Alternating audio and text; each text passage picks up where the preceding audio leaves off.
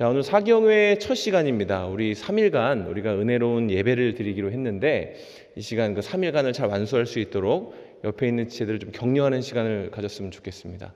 3일 동안 은혜 많이 받으십시오. 서로 인사하겠습니다. 3일 동안 은혜 많이 받으시기 바랍니다. 네. 오늘 우리가 나눌 설교의 제목은 여백을 채우는 사랑이라는 제목으로 말씀을 나누려고 합니다. 특별히 이 말씀은, 이 구절은 제가 가장 좋아하고 또 제가 믿고 있는, 제가 느끼고 있는 예수님에 대해서 가장 잘 드러나는 그런 구절이라고 생각을 합니다. 성경에는 예수님의 삶을 기록한 총 4개의 복음서가 존재합니다.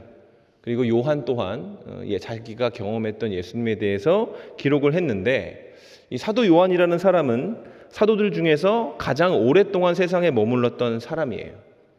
예수님의 공생의 기간 동안 함께했던 제자들이 이제 예수님을 만나고 성령을 받아서 각자의 영역에서 교회를 세우고 선교를 하는 동안 요한은 예수님 십자가에서 그에게 맡기신 사명, 보라 어머니다, 이 명령을 지키기 위해서 마리아를 돌봤습니다. 복음이 호응하여 세력을 얻어가는 것을 어쩌면 무대 뒤편에서 바라보던 요한은 제자들이 다 순교한 이후에 이제 마지막 남은 사도로서 사역을 시작하게 됩니다. 그 사역의 시작이 뭐였냐면 그 복음에 대해서 저술하는 거였어요. AD 70년경에 교회 안에 많은 이단들이 퍼져나가게 됩니다. 하나님이 알려주신, 그 예수님이 가르쳐주신 복음 외에 다른 것들로 인해서 교회가 헝클어지는 것을 보면서 처음에 요한이 쓴 게 뭐냐면 요한 1, 2, 3서를 써요. 그래서 이단들이 가르치고 있는 것이 잘못된 것이다, 우리가 믿어야 되는 온전한 예수 그리스도에 대한 복음으로 돌아가야 된다, 이런 취지로 요한 1, 2, 3서를 저술하게 됩니다. 그리고 그 후에 나중에 박해가 일어나게 되는데 그때에 반모라고 하는 돌섬으로 요한이 이제 유배가 되게 되거든요. 근데 그 반모라는 섬에서 하나님이 그에게 천국 나라의, 하늘나라의 계시를 보여주심으로 말미암아 그 절망적인 장소에서 요한계시록이라는 것을 또 저술하게 되죠. 그리고 오늘 우리가 읽은 이 요한복음은 그 이후에 가장 늦게 쓰여진 책이라고 할 수 있습니다.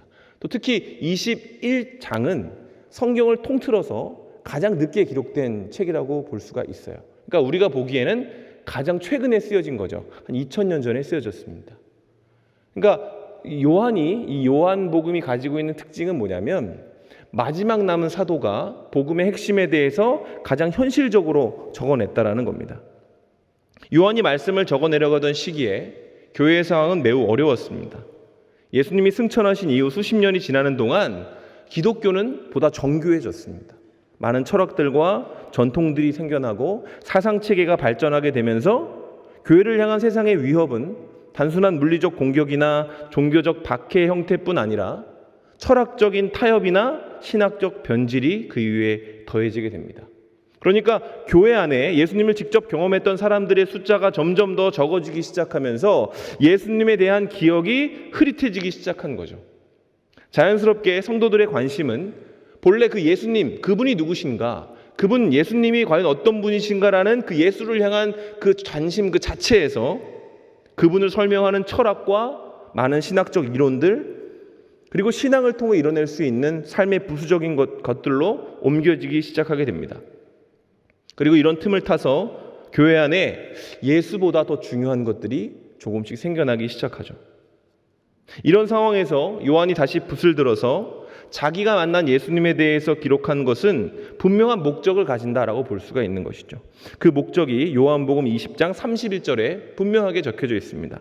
한번 읽어보겠습니다.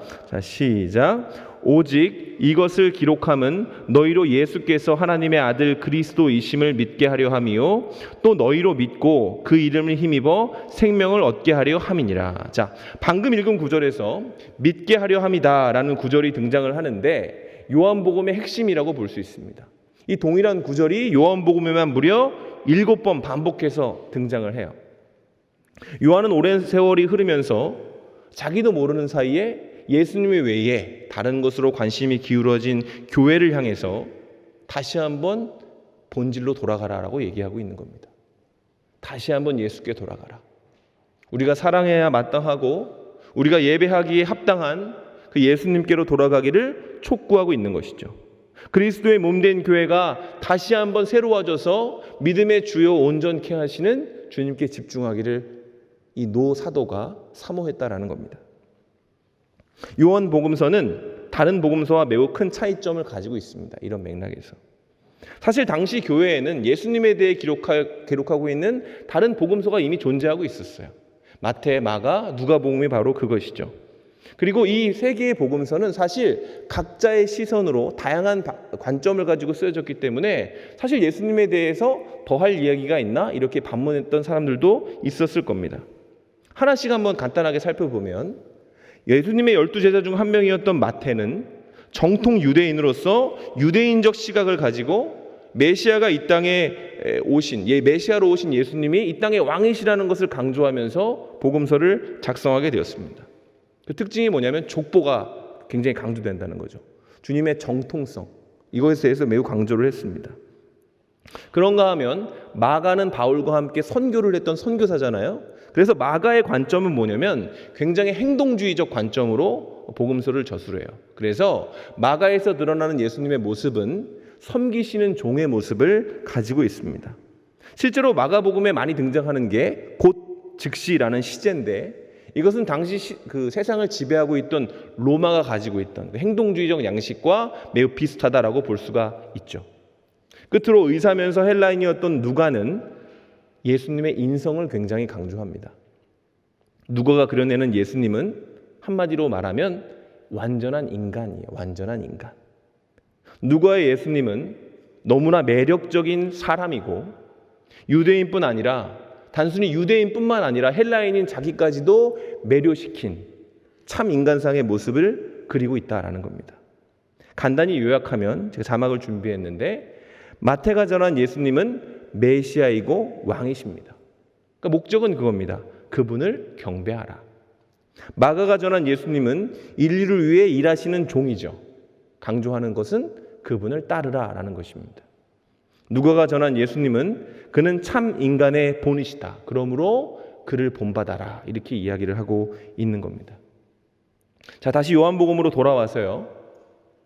요한복음을 저술할 당시에 요한은 약 70이 넘는 아주 노인이었습니다. 그런데 요한은 예수님을 묘사할 때 아주 실제적이고 구체적으로 그분의 손길과 숨결을 묘사하기 위해 애쓰는 것을 볼 수 있습니다. 세월이 지났지만 요한은 분명하게 기억하고 있어요. 내가 분명히 보고 만진 바라 이렇게 이야기를 하면서 주님이 어떤 말씀을 하셨는지 어떤 분위기였는지를 잘 드러내려고 한다는 거죠. 그래서 성경 학자들은 이 요한복음이 아주 쉬운 단어와 문법으로 기록되어져 있다는 것을 강조하면서 마치 할아버지가 손자 손녀들에게 들려주는 옛날 이야기라고 이야기를 하는 사람들도 있습니다. 실제로 요한복음의 구조를 보면 아주 기초적인 헬라어로 쓰여져 있어서 마치 동화를 읽는 느낌이 든다 이렇게 말하는 사람도 있더라고요. 그래서 마틴 루터라고 하는 사람은 요한복음을 보면서 참으로 단순한 단어 안에 너무나 깊은 의미가 담겨져 있다 이렇게 평가하기도 했습니다. 자, 그렇다면 왜 요한은 이미 복음서가 많이 있음에도 불구하고 교회를 향해 이런 간증의 형식으로 예수님에 대해 전하려고 했던 것인가? 그것은 성도들에게 필요한 것이 그것이라고 생각했기 때문에 그렇습니다. 섬세한 철학적 구조나 신학적인 이론이 아니라 예수님 그 자체에 대한 갈망과 그를 향한 사랑이 박해받는 교회 가운데, 어려운 상황을 맞이한 교회 가운데 필요한 것이라고 믿었기 때문에 그런 거예요. 그래서 자신의 삶으로 자신이 경험했던 예수님을 후배들에게 간증하고 있는 것이죠. 요한복음을 가만히 보면 굉장히 따뜻하고 부드러운 느낌을 받습니다. 그래서 우린 요한하면 사랑의 사도다 이렇게 많이 이야기를 하죠. 근데 원래 공생의 기간 동안 요한은 그런 사람이 아니에요. 요한의 별명이 뭔지 아십니까? 우레의 아들입니다. 우레의 아들. 굉장히 성격이 급하고 강한 사람이라는 거예요. 근데 요한복음에서 드러나는 모습은 뭐냐면, 어투는 뭐냐면 굉장히 따뜻하고 부드럽죠. 한마디로 예수님을 깊이 묵상하고 그분과 관계하면서 요한이 변했다라는 겁니다. 앞서 오늘 우리는 요한복음 21장이 성경에서 가장 마지막에 기록된 장이라는 것을 살펴봤습니다. 그러니까 요한복음 21장은 일종의 에필로그예요. 성경 전체의 에필로그라고 볼 수 있습니다. 20장에서 예수님은 승리하시죠. 멋지게 부활하시고 하늘로 승천하십니다. 근데 문제는 뭐냐면 남겨진 제자들의 모습은 그렇지 않았다라는 거예요. 남겨진 제자들의 상태는 어땠습니까? 두려움과 자괴감, 자책감으로 정상적인 생활을 하지 못하고 있는 상황이었어요. 제자들의 상태를 보았을 때 예수님은 최악의 스승이 맞습니다. 3년 동안 그렇게 가르쳤는데도 제자들은 전혀 변하지 않았기 때문에 예수님이 부활하시고 승천하신 것을 봤음에도 불구하고 그들은 잔뜩 움츠러들어서 아무것도 하지 못하는 상태에 있다라는 거예요. 21장은 바로 그 상태를 기록하는 것으로 시작을 합니다. 21장 1절로부터 3절입니다. 그 후에 예수께서 디베랴 호수에서 또 제자들에게 자기를 나타내셨으니 나타내신 일은 이러하니라. 시몬 베드로라 디두모라 하는 도마와 갈릴리 가나 사람 나다나엘과 세베대의 아들들과 또 다른 제자 둘이 함께 있더니 시몬 베드로가 나는 물고기 잡으러 가노라 하니 그들이 우리도 함께 가겠다 하고 나가서 배에 올랐으나 그날 밤에 아무것도 잡지 못하였더니. 자, 뭐냐면 이제 에필로그라고 했잖아요. 21장은 뭐라고 시작을 하냐면 그 후에 이렇게 시작을 하는 거죠. 이건 매우 의도적인 겁니다. 그러니까 부활을 한 후에 주님이 역사하신 이후에 제자들을 만나주신 이후에 제자들의 모습이 어땠습니까? 다베랴에 있습니다. 그들은 죽음을 이기신 주님을 보았고 부활하신 예수님의 위로를 경험했음에도 불구하고 디베랴에 있습니다. 여기서 우리가 눈여겨봐야 할 것은 이 디베랴라는 지명인데 요한은 매우 의도적으로 이 명칭을 쓰고 있는 겁니다. 다른 복음서에서 디베랴는 갈릴리라고 되어져 있죠. 갈릴리가 디베랴로 불려지게 된 과정은 이렇습니다. 로마의 황제 디베료라고 하는 사람이 있었는데 그 당시 유대의 분봉왕이었던 헤롯 안디바라는 왕이 이 디베료에게 아부하기 위해서 디베라라고 하는 도시를 건설하게 돼요. 그래서 그 순간부터 이제 갈릴리는 디베라라고 불리게 됩니다. 그러니까 그 당시에 사람들은, 유대 사람들은 이 명칭이 변했다는 것 자체도 굉장히 자존심이 상하고 싫어할 수밖에 없는 그런 상황이었다라는 거죠. 근데 왜 유대인인 요한이 갈릴리라는 명칭 대신 디베라를 썼는가? 이 디베라라는 지명에는 로마 제국의 영향력이 잘 드러나 있어요. 당시 일반적인 유대인들이 디베라라는 이름을 경멸했음에도 불구하고 로마는 그곳을 디베라라고 불렀습니다. 그러니까 이 디베라라는 지명은 로마를 추종하는 세상의 열망을 표현하는 지명인 거죠. 주님은 부활하시고 세상 그 죽음으로부터 승리하셨지만 세상은 여전히 기세등등한 겁니다. 근데 그 기세등등한 세상 가운데 제자들이 있는 거죠. 이건 뭘 의미하는 거냐면 주님은 부활하셨지만 그 승리와는 별개로 제자들은 여전히 억눌려 있고 여전히 세상에 갇혀 있는 모습이라는 겁니다. 낙심한 제자들이 디베라로 고기 잡으러 가는 그 그림은 찬란한 세상과 초라한 교회를 비교해 주는 거예요. 제자들은 예수님과 3년을 같이 했고요. 수많은 기적을 봤고요. 그분이 부활하신 것도 보았고 그분의 위로도 경험했지만 디베라에 머물기를 원했다. 이것은 사명이 아닌 주님을 위해 버리고 떠났던 그 배에 다시 올라서 그 버려두었던 그물을 다시 움켜쥐고 날이 새도록 소득 없는 노동을 하기로 결정했다라는 겁니다. 안타깝게도 주님의 찬란한 부활은 그 자체로 제자들을 변화시키지 못했다라는 겁니다. 그런데 말입니다. 이것을 가만히 묵상해 보면 우리와 아주 닮아 있는 것이라고 볼 수가 있어요. 세상에 주눅들어서 압도된 채 살아가는 그리스도인. 예수를 알고요, 만났고 배웠고 심지어 사랑한다고 고백하지만 우리의 몸과 마음은 디베라에 있을 때가 많죠. 우리는 자주 디베라에 머물기를 소망하면서 살아갑니다. 오늘 말씀은 그러니까 성도이면서도 주님이 맡기신 일을 하기보다 그 사명을 짊어지기보다 세상이 시킨 일을 감당하며 살아가는 허망한 크리스찬들에게 성경이 마지막으로 전해주는 변화에 대해 알려주는 말씀이라는 겁니다. 요한은 다베라에 있던 제자들 가운데 베드로를 이야기를 하죠. 베드로는 수제자입니다. 십자가의 날에 가장 처절하게 무너진 제자였죠. 디베라에서 그는 죄책감과 자괴감에 휩싸여 있는 상태예요. 여러분, 베드로는 우리가 베드로를 어떻게 보는지 모르겠지만 베드로는 원래 그런 사람이 아닙니다. 주님이 나를 따르라고 하셨을 때에 그는 그물과 배를 버려두고 주님을 따랐다. 성경이 이렇게 기록하고 있어요. 그는 확신이 있었고 자신감이 넘치는 사람이었습니다. 어쩌면 베드로는 예수님과 함께하면서 이스라엘의 왕으로 예수님이 되시면 나 같은 색깔이 필요해. 나 같은 사람이 반드시 필요해. 이렇게 생각했을지도 모릅니다. 나처럼 대담하고 용감하고 통솔력 있는 사람이 꼭 필요할 거야. 다베라에 이르기 전 베드로는 강하고 부지런하고 칼을 잘 쓰고 무슨 일을 어떻게 해야 할지 고민하지 않는 사람, 다시 말해 자신감의 아이콘이었다라는 거예요. 근데 그래서 항상 주님의 말씀을 잘 이해하지 못하죠. 너희는 나를 누구로 하느냐는 질문에 기가 막힌 답을 하지만, 그래서 이 답은 하나님이 내게 주신 것이다라는 극찬을 받지만, 그 이후에 주님이 십자가 지신다고 하니까 주님의 어깨를 잡고 흔들면서 항변하다가 사탄아 물러가라 이런 이야기까지 듣기도 합니다. 주님이 무리를 걸으라는 말씀에 순종해서 정말로 물에 발을 딛기는 하지만 금방 의심해서 물속으로 빠져들어갔던 사람이 바로 베드로라는 사람이죠. 근데 이 모든 과정을 경험하면서도요, 베드로는 기가 죽지 않습니다.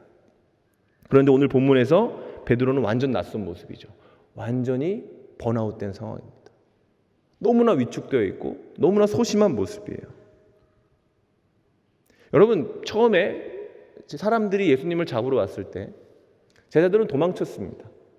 요한복음을 기록한 요한은 어떻게 도망쳤는지 아세요? 자기를 잡을까 봐 옷을 다 벗고 발가벗은 채로 도망갔습니다. 근데 여러분, 베드로는 어떻게 했는지 아세요? 단도 하나를 들고 병사들 앞에 맞섰던 사람이에요. 단도를 휘둘러서 종의 귀를 잘라버렸던 그런 사람입니다. 그러니까 베드로는 진심이었던 거예요. 정말 내가 주를 위해 죽겠다, 이 말이 거짓이 아니었다라는 거죠. 근데 주님이 잡혀가시고 나서 사람들에게 고통받고 고문당하고 모욕받는 것을 보다 보니 마음이 달라지기 시작하는 겁니다. 이게 장난이 아닌 거죠. 너무너무 두려워지기 시작합니다. 갑자기 몸이 사시나무 떨리듯이 떨리기 시작하더니 자기도 모르게 예수님을 부인하기 시작하는 거예요. 너 예수님과 같이 있던 걸 내가 봤는데, 아니야, 난 그런 예수님과 상관이 없어. 저 사람과 상관이 없어. 이렇게 두 번을 부인하다가 결정적인 건 뭐냐면, 불을 쬐러 숯불 앞에 갔을 때 한 어린 여자아이가 베드로를 알아보고 얘기를 하죠. 예수님과 같이 있었던 사람 아닙니까? 그러니까 성경이 뭐라고 하냐면 베드로가 큰 소리로 예수를 저주했다, 이렇게 되어 있습니다. 복음서는 공통적으로 이 부분에 대해서 아주 디테일하게 그려내고 있는데, 그 가운데 누가의 복음을 보면 그때의 상황이 얼마나 처절했는지가 잘 나와 있어요. 누가복음 22장 60절로 61절의 말씀입니다. 베드로가 이르되 이 사람아, 나는 내가 하는 말을 알지 못하노라 하고 아직 말하고 있을 때에 닭이 곧 울더라. 주께서 돌이켜 베드로를 보시니 베드로가 주의 말씀 곧 오늘 닭 울기 전에 내가 3번 나를 부인하리라 하심이 생각나서 밖에 나가서 심히 통곡하니라. 누가는 베드로가 나는 주님을 모른다고 부인할 때 어떤 모습이 있었다고 표현하고 있냐면 주께서 돌이켜 그를 보셨다, 이런 표현을 넣고 있습니다. 굉장히 잔인한 표현입니다. 그러니까 주님이 베드로가 주님을 부인하고 저주할 때 그걸 듣고 계셨다는 거예요. 그리고 비로소 3번째, 그가 예수를 저주했을 때 주님은 돌이켜서 베드로를 보신 겁니다. 그리고 베드로의 시선과 예수님의 시선이 맞부딪힌 거죠. 그런데 여러분, 여기서 질문을 한번 해보겠습니다. 그 시선은 어땠을까요? 예수님은 어떤 눈으로 베드로를 보고 계셨을까요? 어떻게 보셨길래 베드로가 그 자리를 더 이상 지키지 못하고 밖으로 나가서 심히 통곡하게 되었을까? 저는 확신합니다. 그 눈빛은 절대로 비난이 아니었을 겁니다. 너 그럴 줄 알았어. 너 또 거짓말했지. 그게 네 역량이지. 이런 질시하고 공격하는 시선이 아니라 주님이 앞서 경계하셨듯이 너가 나를 3번 부인할 거니까 그때 너를 지켜라 하셨어요. 사단이 너를 밀가부르듯이 하려고 내게 요구하였으나 내가 너를 위해 충고하였다. 이것을 생각나게 하시려고 베드로를 보셨겠죠. 그 눈빛은 질책이 아니라 사랑이었을 겁니다. 그리고 베드로가 무너지지 않기를 바라는 위로의 시선이었겠죠. 그래서 베드로가 그 시선을 이기지 못하고 무너진 겁니다. 더 이상 주님의 뒤를 쫓지도 못하고 성벽으로 달려나가서 펑펑 울면서 무너지게 된 거죠. 비로소. 자, 이후 베드로의 삶은 어땠을까요? 그는 인생의 결론이 디베라라고 생각하고 단념했습니다. 그는 말했습니다. 나는 고기 잡으러 가노라. 이 이야기를 할 때 주님이 부활하신 때였어요. 제자들을 일으키실 때였습니다. 근데 베드로는 뭐라고 얘기하냐면 나는 고기 잡으러 가노라 그럽니다. 이 말은 뭐냐면 내가 주를 따르기 위해 버려두었던 그물과 배를 자기의 인생으로 선택한 겁니다. 다시. 왜 그런가? 자신이 없었거든요. 이제. 처음에는 담대하게 주님을 따랐는데 실패하고 나니까 아무것도 할 수 없다라는 생각이 든 겁니다. 그래서 21장에서 베드로는 어떤 상황이냐면 도망치는 중이며 도망치는 중. 주님을 배반했던 그 밤의 사건이 베드로의 가슴에 깊은 흉터가 되었고 그 처절한 패배의 흉터가 그의 인생을 어떻게 만들었느냐? 밤이 새도록 수고해도 건질 것 하나 없는 허망한 삶으로 이끌어 가버린 거예요. 찬란하게 살라고 불렀는데 누추하게 사는 삶으로 돌아갔다는 거죠. 근데 이때 주님이 다시 찾아오신 겁니다. 4절과 6절입니다. 날이 새어갈 때에 예수께서 바닷가에 서셨으나 제자들이 예수이신 줄을 알지 못하는지라. 예수께서 이르시되 얘들아 너희에게 고기가 있느냐? 대답하되 없나이다. 이르시되 그물을 배 오른편에 던지라. 그리하면 잡으리라 하시니 이에 던졌더니 물고기가 많아 그물을 들 수 없더라. 자, 빈 그물에 실망하고 그 실망하는 모습을 묵묵히 지켜보고 계신 주님을 한번 떠올려 보세요. 근데 주님이 그들에게 말을 거시는 거죠. 얘들아 너희에게 고기가 있느냐? 헬라어의 구문을 보면 이 주님의 질문은 부정적인 질문이 예상되는 그 형태죠. 근데 이 구문 안에 어떤 표현이 있냐면 굉장히 친근한 표현이 있습니다. 아이를 부르듯이. 이걸 성경에서 찾아보면 주님이 공생의 기간 동안 제자들을 부를 때 얘들아 얘들아 했을 때 그 단어가 그대로 쓰여져 있어요. 이 말은 뭐냐면 패배하고 실망해서 주님이 주신 사명을 버려버린 그 제자들에게 주님은 동일한 애칭을 쓰셨다라는 겁니다. 그들을 공격하거나 그들을 깨우치려고 했다거나 이랬던 게 아니에요. 주님은 제자들이 경험했던 그 모습 그대로 오셔서 제자들의 컨디션과는 상관없는 동일한 음성으로 동일한 애칭으로 그들을 부르면서 그들에게 다가오셨다라는 거죠. 제자들은 예수님의 부활이 부담스러워서 도망쳤습니다. 야, 주님은 부활하셨지만 내가 어떤 사람인데 내가 다시 어떻게 제자가 되겠어? 난 그냥 고기나 잡으며 살아야지. 근데 주님의 답은 뭐예요? 노예요, 노. 그게 무슨 상관이냐라는 겁니다. 제자들은 부족한 자신의 모습에 실망하고 상처받았지만 주님은 전혀 상처받지 않으셨습니다. 마치 그럴 줄 알았다는 듯이 오히려 유쾌하게 느껴질 정도로 얘들아 라고 부르시면서 오는 거예요. 야, 고기 안 잡히지? 이렇게 아주 편안하게. 제자들은 엄청 진지한데 주님은 엄청 쾌활한 거죠. 그들이 어둠 속으로 들어갈 때 주님은 빛으로 그들에게 다가오신 겁니다. 뭔가에 이끌리듯 제자들은 예수님의 음성을 따라 다시 반대편으로 그물을 내리게 되죠. 그리고 설마 하는 마음으로 그물을 내리고 다시 끌어올린 그물에 고기가 가득 잡혔을 때 요한은 참지 못하고 베드로에게 속삭입니다. 주님이시다. 그러니까 베드로가 어떻게 합니까? 겉옷도 벗어두지 않고 바다에 뛰어들어 정신없이 예수님을 향해 헤엄쳤습니다.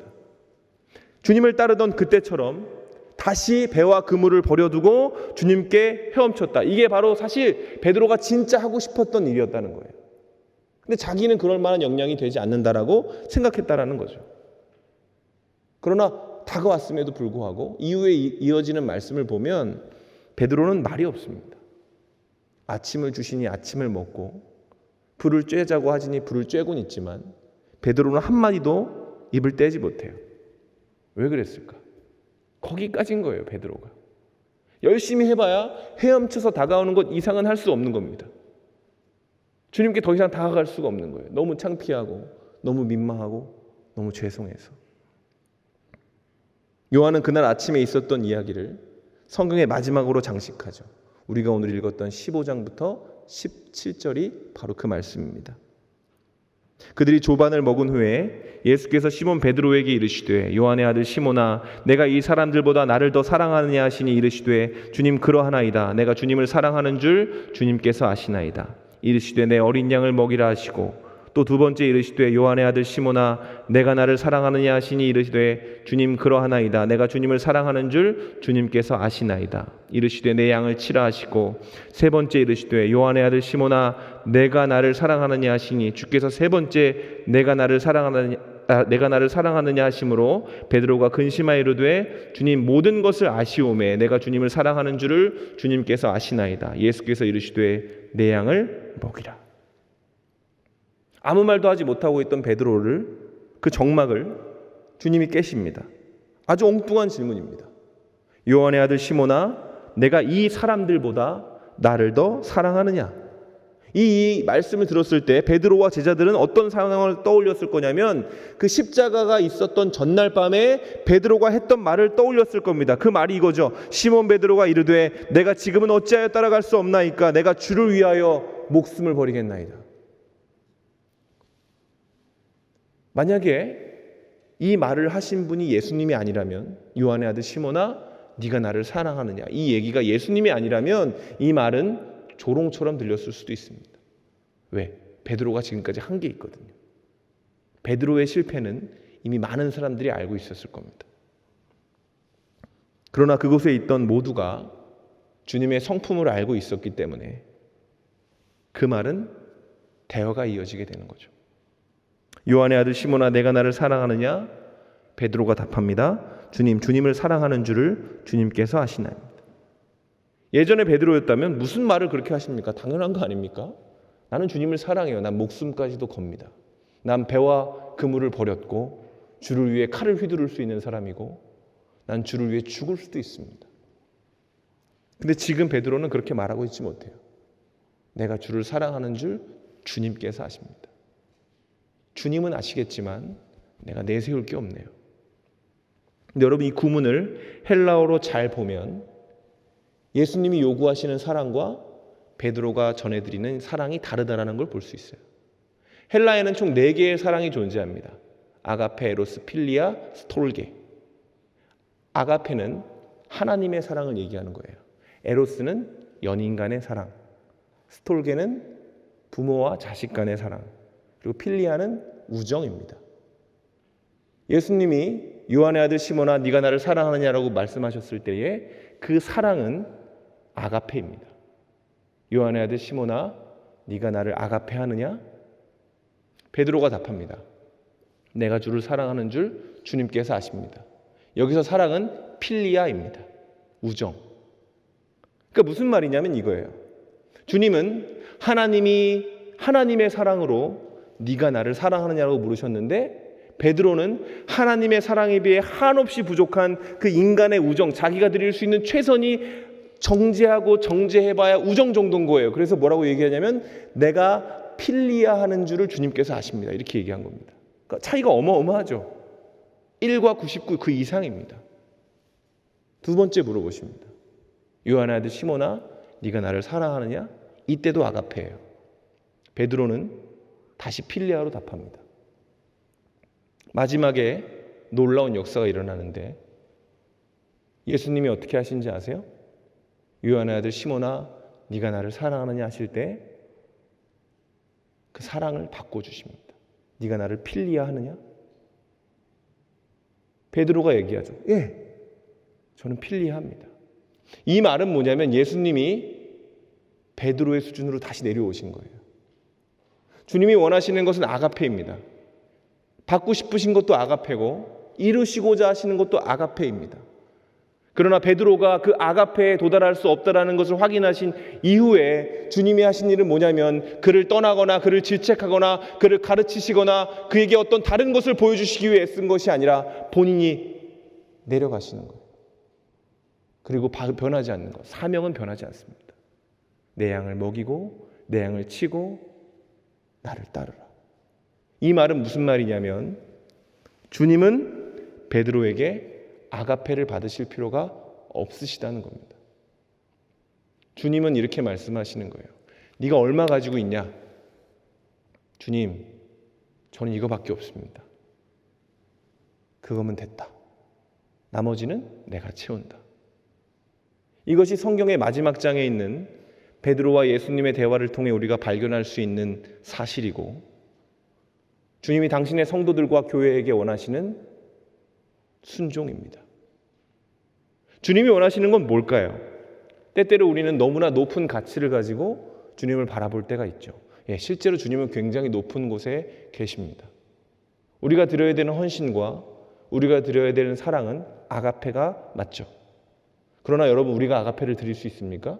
아니, 우리가 거룩해질 수가 있습니까? 우리가 죄 없이 흠 없이 하나님을 사랑하고 흔들리지 않는 신념을 가지고 교회를 섬기고 전혀 상처받지 않거나 전혀 흔들리지 않고 언제나 교회의 편에 서서 하나님께 영광만 돌릴 수 있습니까? 그럴 수 없다는 거 여러분도 알고 저도 알잖아요. 그때에 우리가 해야 되는 건 뭐라고 성경이 얘기합니까? 흉내낼 필요는 없다는 겁니다. 우리가 못하는 것을 흉내내고 우리가 부족한 것을 가리기 위해 더 율법적으로 돌아가고 우리가 알지 못하는 예수님을 표현하기 위해 미사여구를 붙일 것이 아니라 우리가 할 수 있는 최선을 신령과 진정으로 주님 앞에 아뢰면 주님은 그것을 받으시고 나머지 여백을 채워주신다. 이것이 요한이 교회에게 얘기하고 있는 복음이고 마지막으로 성경이 우리에게 선포하고 있는 하나님의 성품인 것입니다. 여러분, 신약의 저자들은 구약에서 이 단어를 빌려다가 예수님이 가르치고 삶으로 보이신 그 사랑을 표현하는 말로 사용했습니다. 아가페. 여러분, 아가페는 순간순간 변하는 감정이 아니라 하나님의 사랑, 아가페는요, 의지예요. 의지. 다른 사랑은 감정입니다. 연인 간의 사랑 언제 변해도 이상하지 않죠. 우정 어떤 이익으로 깨져도 이상하지 않고 스톨게 또한 죽음을 이길 수는 없습니다. 그러나 아가페는요, 감정이 아니라 의지예요. 하나님이 작정하신 사랑. 여러분, 하나님이 작정하시면 꺾을 수 있는 사람이 있으실 것 같습니까? 하나님이 사랑하기로 작정한 영혼을 뺏어갈 수 있는 존재가 있을까요? 모든 장애와 한계를 의지로 뛰어넘어 덮어버리는 그 거대한 사랑이 하나님의 사랑이고 놀랍게도 그 사랑이 우리를 향해 주어주신 하나님의 은혜라는 것입니다. 그림 하나를 보죠. 그럼 베드로는 그 후에 어떻게 되었을까? 주님이 그 고백을 들으신 후에 이렇게 말씀하셨습니다. 베드로에게 이르시되 나를 따르라. 네가 이전까지는 네 마음대로 살았지만 앞으로는 나를 위해 살아가게 될 것이다. 여러분, 이 그림은 쿼바디스 도미네라고 하는 장면을 표현하고 있어요. 쿼바디스 도미네가 뭐냐면 주여 어디로 가시나이까 라는 라틴어입니다. 이 이야기에는 베드로의 마지막에 대한 소식이 있습니다. 그게 뭐냐면 베드로가 이후에 예루살렘 교회의 지도자가 되었을 때에 네로의 박해가 일어나게 됩니다. 그 박해 때에 베드로가 너무나 훌륭한 사람이잖아요. 그렇죠? 예수님을 직접 경험했던 수제자 아닙니까? 근데 교회의 지도자들을 잡아다가 고문하고 죽이는 일이 벌어지니까 교회 성도들이 베드로를 먼저 내보내는 거예요. 베드로 사도님, 큰일을 하셔야죠. 여기서 이렇게 잡히시면 안 됩니다. 큰일을 하셔야 됩니다. 그러니까 먼저 도망치십시오. 해서 베드로가 먼저 예루살렘 밖으로 도망치는데 성공을 해요. 근데 베드로가 깜빡 잠이 들었을 때 그 꿈에 예수님이 다시 십자가를 짊어지고 예루살렘으로 들어가시는 장면을 보게 됩니다. 그때 베드로가 얘기해요. 코바디스 도미네, 주여 어디로 가시나이까?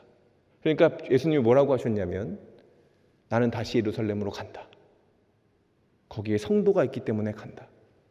네가 하지 못했던 사명을 내가 감당하기 위해 나는 다시 돌아간다. 역사가들은 이후에 베드로가 예루살렘 교회로 돌아갔다라고 얘기하고 네로의 박해 때 베드로는 그렇게 순교하게 됩니다. 베드로가 돌아갔던 이유는 하나예요. 주님, 2번은 안 됩니다. 이거예요. 물론 큰일을 했겠죠.